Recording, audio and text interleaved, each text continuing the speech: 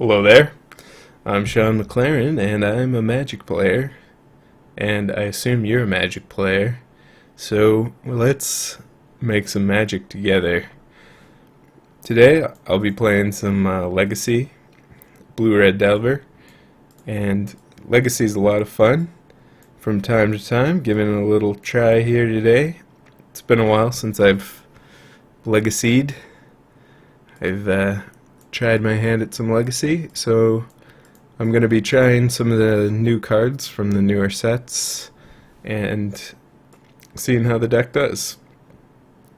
If you don't like Legacy, or you want to see me play some other decks, some other formats, whatever, leave a comment, let me know what you'd like to see me play, and I will take it into consideration. So, here's Blue Red Delver. It's kind of an aggro deck, kind of a card draw deck, sort of tempo-y, that sort of thing. So we've got the Creature Suite, 4 Delvers, 4 Swiftspears. You're going to want to be playing them on turn 1, and then hopefully riding them to victory, or getting out to an early damage lead. Stormchaser Mage is one of the newer cards. It's basically flying Monastery Swiftspear. Prowess, prowess, prowess. Not prowess, but also really good with spells. So yeah, you're basically gonna drop a creature, cast a bunch of spells, win the game. That's the plan, at least. Stormchaser Mage is pretty redundant with Monastery Swiftspear. There's not too much that needs to be said about it. Bedlam Reveler, though, is an even newer addition that also looks very promising and potentially very powerful. So this deck has a lot of spells in it, and Bedlam Reveler is going to regularly be very cheap. And then it'll draw you 3 cards and present a body, a threat. So a really nice top end to the deck. Once you've emptied your hand or things are looking bad, just drop a Bedlam Reveler and refuel. And then go to town with more prowess triggers. Works very well with Brainstorm, specifically, because you can get rid of it in the early game when you don't need it. Or dig for it in the late game with all your cantrips that dig so well. And yeah, it also works well with burn. It's gonna be cheaper, and burn by nature, like Chain Lightning and Lightning Bolt, is very easy to cast and empty your hand whenever you're looking to cast Bedlam Reveler. Daze for dazes. Basically, you want to put the pressure on the opponent, force them to cast their spells, and then get daze value. Force of Will is Force of Will. It's one of the expensive cards in the deck. This is almost a budget deck. It's not quite as budgety as Burn because of the Volcanic Islands and the Force of Wills, but you could make it work with, say, Steam Vents if you had the Force of Wills. So this isn't the largest barrier to entry picking up this deck if you want to get into Legacy. And it's a powerful deck with lots of play to it, so definitely not the worst starting point.